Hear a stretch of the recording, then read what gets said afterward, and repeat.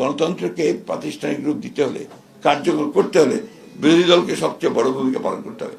একটা ধারণা আছে যে জুলাই বলা হচ্ছে একটা মহল থেকে যে বিএনপি জুলাই সনদ পালন করছে না। এটাকে পুরোপুরিভাবে একটা ভ্রান্ত ধারণা দেওয়ার চেষ্টা হচ্ছে। এটা আমি তীব্র প্রতিবাদ জানাই। কারণ বিএনপি হচ্ছে সেই দল যারা সংস্কারের মধ্য দিয়ে কিন্তু এগিয়ে গেছে।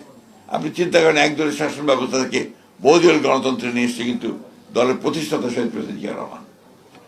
পার্লামেন্টারি ফর্ম গভর্নমেন্টে নিয়ে এসছে দেশনেত্রী Begum Khaleda Zia presidential form of government থেকে।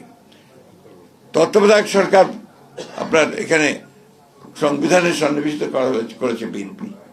সুতরাং যতগুলো আপনার মৌলিক কাজ, এই পরিবর্তনের সংস্কার করার যেগুলো কাজ, সে কাজগুলো বিএনপি করেছে। এটা হচ্ছে রাজনৈতিকভাবে, অর্থনৈতিকভাবে ভিএটি নিয়ে আসা, আপনার মুক্ত বাজার অর্থনীতিতে যাওয়া, প্রাইভেট সেক্টরকে সামনে নিয়ে আসা, এই কাজগুলো কিন্তু সবই আপনার বিএনপি করেছে বলা হচ্ছে। আমরা সবাই জানি, একটু দয়া করে সবাই করে খুলে দেখবেন যে প্রতিটি পাতায় বলা হচ্ছে যে যে বিষয়গুলোতে একমত হবে না যে দলগুলো, যদি সেই দল কেউ নির্বাচিত হয়ে সরকার গঠন করে, তারা তাদের ইশতেহারে যেটা ছিল সেই অনুযায়ী তারা কাজ করবে। আপনি এখন জানেন, খুলে দেখেন তো সেই জায়গাগুলোকে ভুল বোঝানো হচ্ছে কেন যে বিএনপি জুলাই সনদ বাস্তবায়ন করতে চায় না, বিএনপি সরে যাচ্ছে, বিএনপি দূরে চলে যাচ্ছে।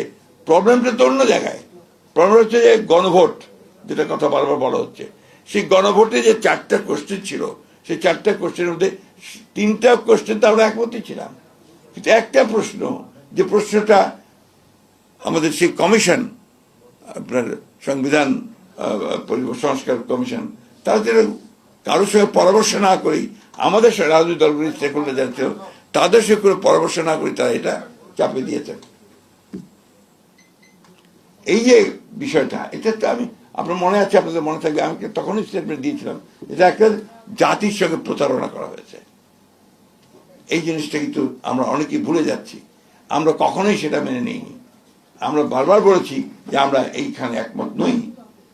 ওইভাবেই তো ইলেকশনটা হয়েছে, সেইভাবেই তো ম্যানিফেস্টো দিয়েছি আমরা, সেইভাবেই তো জনগণ আমাদেরকে ভোট দিয়েছে, দিয়ে আমরা সরকারে এসেছি। এখন আমরা যখন সরকারে এসে আমরা কিন্তু চেষ্টা করছি জুলাইয়ের ঘোষণার প্রতিটি অংশ, অক্ষর আমরা যেগুলো স্বাক্ষর করেছি আমরা সেটা পালন করতে চাই এবং শুরু করেছি কাজ। আমরা ইতিমধ্যে অনেকগুলো কাজ হয়েছে। ইতিমধ্যে পার্লামেন্টে একটা কমিটি গঠন করা হয়েছে। আপনার জুলাই আপনার সংবিধান অ্যামেন্ডমেন্ট কমিটি, অর্থাৎ সংশোধনী কমিটি করা হয়েছে। এখানে এখন আপনার শুরু হয়েছে শব্দ নিয়ে বিভেদ, ওটা সংস্কার হবে নাকি আপনার সংশোধন হবে। অলরাইট, আপনার আসুন আলোচনা করি, পার্লামেন্টে আলোচনা করি, আলোচনা করে সিদ্ধান্ত নেই, কথা বলি কোন কোন জায়গায় আলোচনা আছে। তখন যদি একমত না হয়ে বেরিয়ে যাবেন, আলোচনা করেন। কিন্তু এখন যে ভাষায় আমাদের সম্মানিত বিরোধী দলের নেতারা কথা বলছেন, বাইরে 5 বছর করতে দেব না, এটা ভাষায় কথা বলতেন আপনার আমাদের হাসিনা। বিরোধী দল যখন গেল 91-এ, একটা দিনের জন্য শান্তিতে থাকতে দেব না, আজকে এই একই ভাষায় কথা বলতে শুরু করেছেন আপনার আমাদের বিরোধী দলের নেতারা। আমরা তাদের প্রতি ভীষণ শ্রদ্ধাশীল এবং আমরা মনে করি যে গণতন্ত্রকে প্রাতিষ্ঠানিক রূপ দিতে হলে, কার্যকর করতে হলে বিরোধী দলকে সবচেয়ে বড় ভূমিকা পালন করতে হবে। তারা অবশ্যই সমালোচনা করবেন, অবশ্যই তারা বিরোধিতা করবেন এবং যে ভুলগুলো সরকার করবে সেগুলোকে দেখিয়ে দেবেন। কিন্তু সেটা পার্লামেন্টের মধ্যে হলেই সেটা আপনার গণতান্ত্রিক পরিবেশটা ঠিক থাকে। দুর্ভাগ্য আমাদের, আমরা সেই আগের মতোই আপনার শুরু করেছি যে রাস্তায় নেমে এর প্রতিবাদ করা বা জনমত তৈরি করার চেষ্টা করছি। এটা তো আপত্তি নেই, এটা আপনার গণতান্ত্রিক রীতি।